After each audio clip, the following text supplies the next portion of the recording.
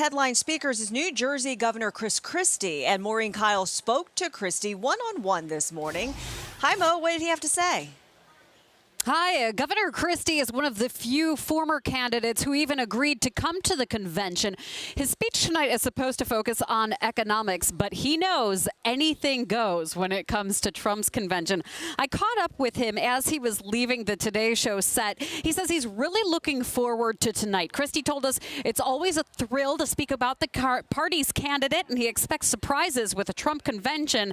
I also asked Christie what he thought about our governor, John Kasich, skipping out on this convention. Listen, I have great personal affection for Governor Kasich. He's been a friend of mine for a long time. I was out here campaigning for him in 2010 and 2014. And John's a person who makes his own judgments. And he has the right to make his own judgments. Those are his calls. He's the governor of this state and a good friend. So that's totally up to John. And a lot of people talking about maybe is Ohio getting snubbed here. Just behind me, back in a corner, is where Ohio delegates are sitting. They're not up front. They are not front and center, even though this is our hometown state. So that's something we will be keeping our eye on, especially as we go through the next few days. John and Lena, back to you. Yeah, Mo, not even side and center. They're behind Pennsylvania there in the corner. So, all right, Mo, thank you so much. You heard Christie talk about his thoughts on Governor Kasich not participating in the events here at the Q. NBC's Lester Holt talked to Governor Kasich about it. Here's what he had to say.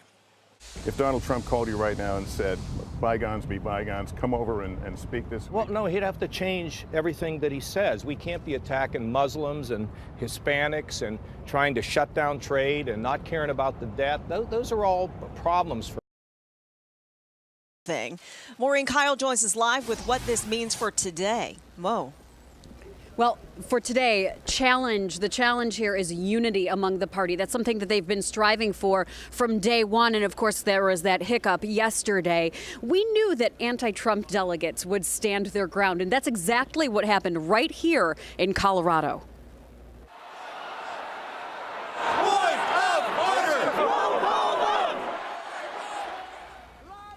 That was the big story yesterday. That was the revolt of sorts from grassroots Republicans who wanted to force a floor fight. The group of anti-Trump delegates had enough signatures to force a full roll call vote on proposed rule changes. Their goal was to unbind delegates and allow them to vote against Trump.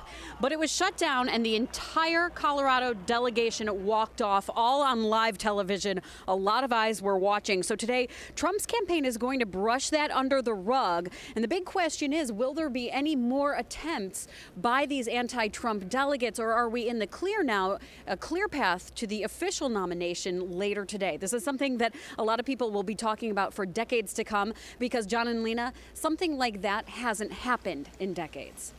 Wow, real life drama right there. Thanks so much. That's right. You heard the immediate reaction, all the boos inside the Q. But over the past several hours, politicians, supporters have all been outraged over Ted Cruz's speech. And in calling it a so-called slap in the face, Trump's lawyer said overnight that Ted Cruz just committed political suicide by not endorsing the candidate.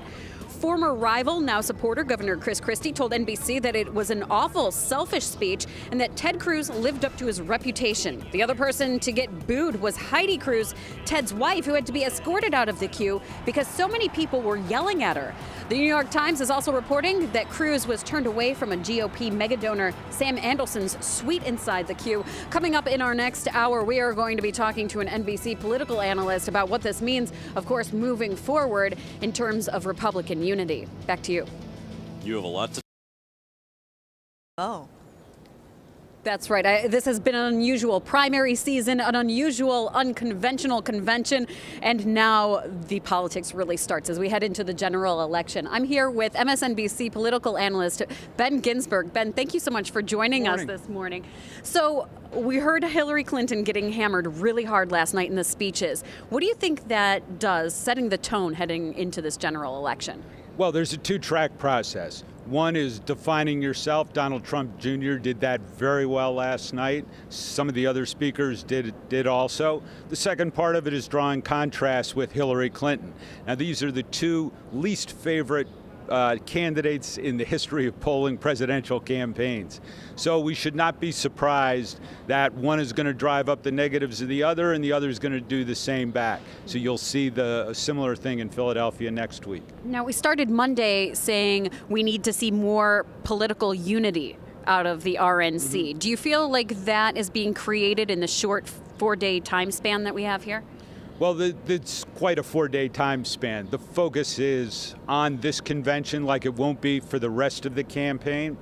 It's important for the nominee to be able to set out the vision that he wants of himself. Monday was a little rough with the plagiarism charges that came out yesterday morning. Last night's session did set out that positive vision. His son did well. The rest of his family will be speaking today. And of course, the culmination are the addresses by Vice Presidential candidate Mike Pence and Donald Trump. And they get to set the tone and what we remember about this convention. Yeah, so far the reviews of last night's speeches are very positive. Does that put Trump in a more presidential light? That's what we've been hearing. He has to come across as more presidential. Well, everyone always has to come across as more presidential if you're seeking the land. Certainly the address on Thursday night will be the time for him to show that he has what it takes to be the president. It's a stage he will not be able to command by himself again in the campaign.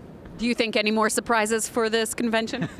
It's always a mistake to say there'll be no more surprises in a campaign, but they did a very good job of dealing with time pressures yesterday, getting it done on time.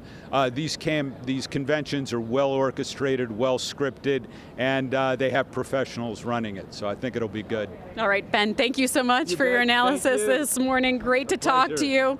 And John and Lena, I want to head it back to you in the queue. Back to you.